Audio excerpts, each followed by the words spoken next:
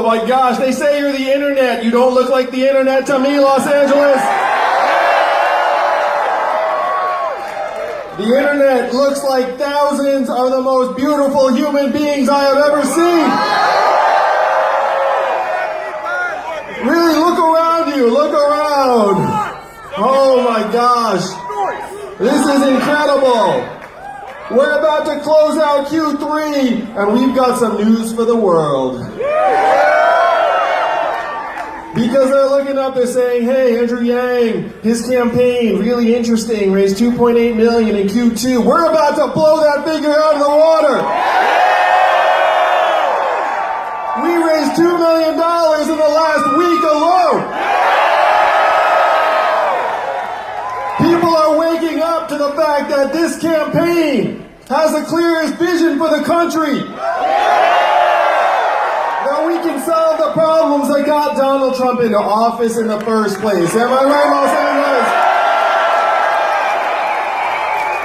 I'm running for president in part because we seem to be confused about why Donald Trump is our president. If you turn on cable news, why would you think this man is our president today? I know some of you are like, cable news, I haven't watched that shit in years.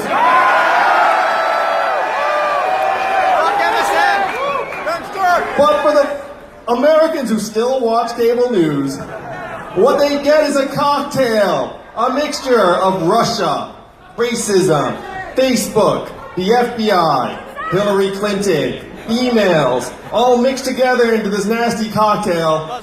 And they're like, that is why Donald Trump is our president. And I call bullshit! Because I looked at the numbers, Los Angeles.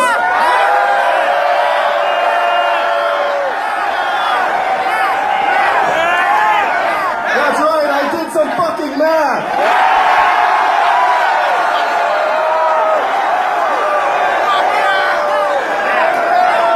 And what the math says clear as day is that there's a straight line up between the adoption of industrial automation in a voting area and the movement towards Donald Trump in Pennsylvania, Ohio, Michigan, Wisconsin, Iowa. And we automated away 4 million jobs, mainly in those states. That is why Donald Trump is our president today. We're in the midst of what experts are calling the fourth industrial revolution. When's the last time you heard a politician say fourth industrial revolution, Los Angeles? Just now, that's right. And I'm barely a fucking politician.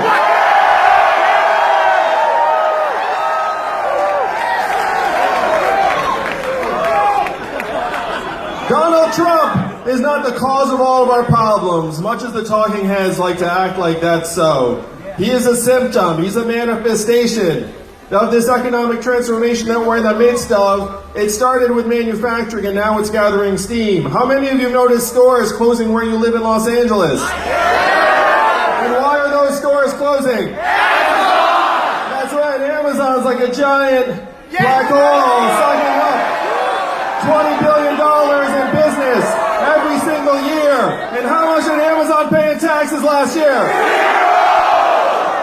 Paid less in taxes than everyone here in this group. Now, how was that possible? How did $1 trillion tech company pay zero in taxes? And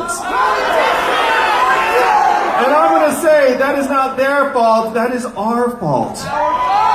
We have to be pretty fucking stupid to let $1 trillion tech company pay nothing in taxes. Am I right, Los Angeles?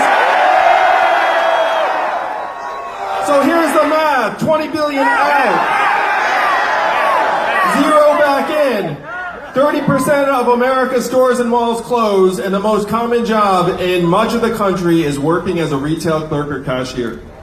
The average retail worker in the United States is a 39-year-old woman making between $9 and $11 an hour. What is she going to do when her store closes?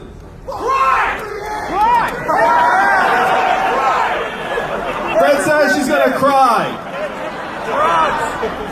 There will be tears shed. But not if we can help it, am I right, Yang Gang?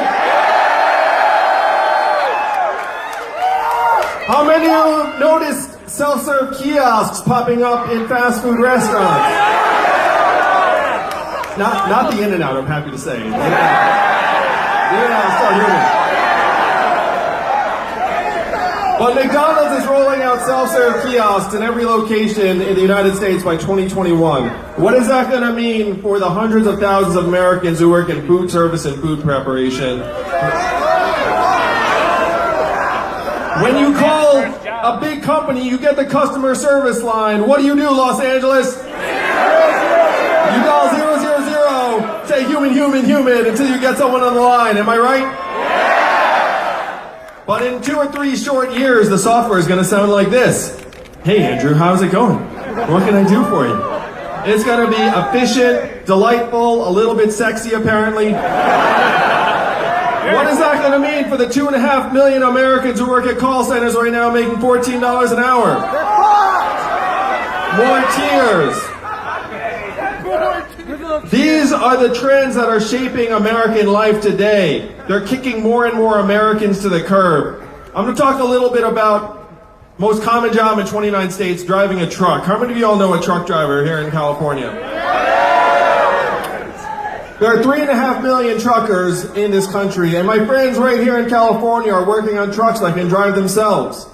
Why do so many of my friends care about self-driving trucks?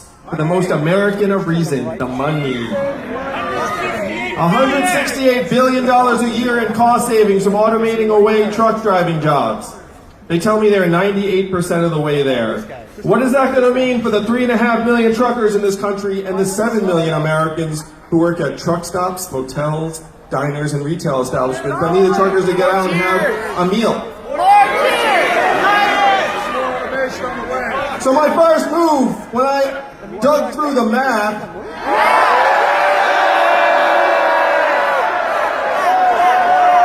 was not to run for President of the United States. I went to our leaders in Washington, D.C., and I asked them, what are we going to do? How are we going to let America know that it is not immigrants that are causing these problems? It's not immigrants, it's automation and technology. And what did the folks in Washington, D.C. say to me when I asked them, what are we going to do? Number one, we can't talk about that. Number two, we should study that further.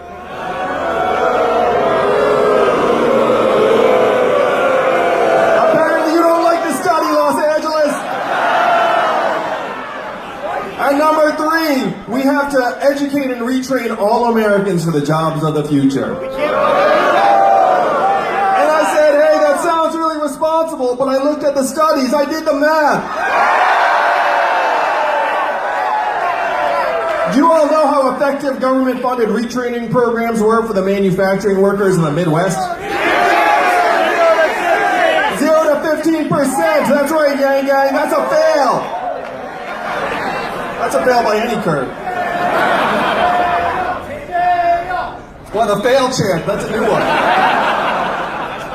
My parents are somewhere smiling. I love you too. So the folks in D.C. want nothing to do with this. I know this because one of them actually said to me flat out, he said, Andrew, you're in the wrong town. No one here in Washington, D.C. is going to do anything about this because this is not a town of leaders, this is a town of followers.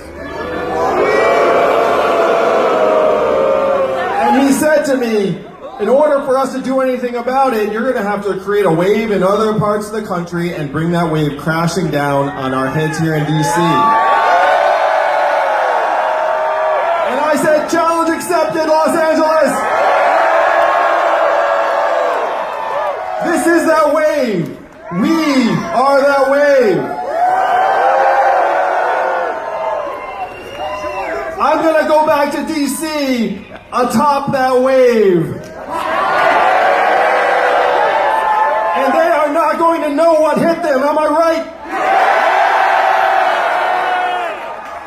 I have to say, I'm so glad I had someone with me when this guy gave me this little speech. Because you would think I was making that up, right?